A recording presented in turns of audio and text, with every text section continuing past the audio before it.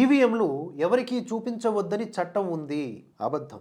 ఎన్నికల commission rules ప్రకారం polling జరిగే రోజు ఉదయం తప్పనిసరిగా మాక్ పోల్ జరుగుతుంది. అన్ని పార్టీల ఏజెంట్ల సమక్షంలో ఈవీఎంలు ఓపెన్ చేసి బటన్ నొక్కి వీవీప్యాట్ స్లిప్స్ చూపించి వెరిఫై చేస్తారు. ఏజెంట్లు సంతకం పెట్టాకే ఈవీఎం సీల్ చేస్తారు. ఈవీఎంలను ఎవరూ తాకలేరు, చూడలేరు అనేది రాహుల్ ఆరోపణ. పోలింగ్ ఏజెంట్లు పర్సనల్గా ఈవీఎంను హ్యాండిల్ చేసి బటన్లు నొక్కి చూస్తారు. కెమెరాల ముందు ఈ ప్రక్రియ జరుగుతుంది.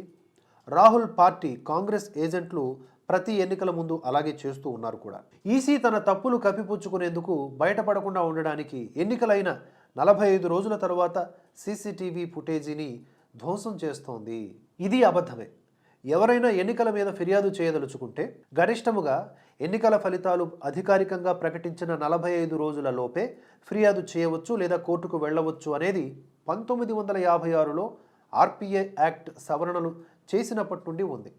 ఇలా ఒక కట్ ఆఫ్ డేట్ పెట్టకపోతే ఈ ఎన్నికల ఫిర్యాదులకు అంతు లేకుండా పోతుంది అని అప్పుడు పెద్దలు ఆ నిర్ణయం తీసుకున్నారు. 45 రోజుల లోపు వచ్చిన ఫిర్యాదులకు సంబంధించిన సీసీటీవీ వీడియో డేటా మాత్రం భద్రపరిచి మిగతా సీసీటీవీ ఫుటేజీలతో సహా ధ్వంసం చేస్తారు. ఎందుకంటే 45 రోజుల తరువాత ఎన్నికల ఫలితాలపై ఫిర్యాదులు చేయడం నిషిద్ధం కాబట్టి ఆ డేటా ఉపయోగం లేనిదవుతుంది. మొత్తానికి చూశారు కదా, రాహుల్ గాంధీ ప్రశ్నలు లేదా ఆరోపణలు లేదా విమర్శలు ఎంతటి అర్థవంతంగా ఉన్నాయో. నిజాలు ఒకవైపు, అబద్ధాలతో దాడి మరొక వైపు.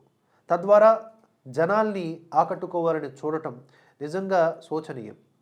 ఈవీఎంలపైనో ఓట్ చోరీ జరుగుతోందనో లేకపోతే పాకిస్తాన్ అనుకూలంగా మాట్లాడడంతోనో జనాలు ఓట్లు వేయరు. జనాలకు సమస్యలున్నాయి, అనేక రకాల సమస్యలు. వాటిని తమ గళం ద్వారా గట్టిగా వినిపిస్తే, నినదిస్తే, ప్రజాస్వామ్యంలో ఆ యొక్క పోరాటం కనిపిస్తే ప్రజలు ఓట్లేస్తారు. రాజ్యాంగబద్ధంగా నిరసనలు చేస్తే ప్రజలు తోడ్పాటును అందిస్తారు. ఇలా దేశానికి వ్యతిరేకంగా, హిందుత్వానికి వ్యతిరేకంగా మైనారిటీ సంతుష్టీకరణలు చేసుకుంటూ దేశ వ్యతిరేక శక్తులకు ఊతం పాడుతూ శత్రు దేశాల భాష మాట్లాడుతూ ఉంటే ఇలాంటి విలువలేని ప్రశ్నలే ఉత్పన్నమవుతాయి.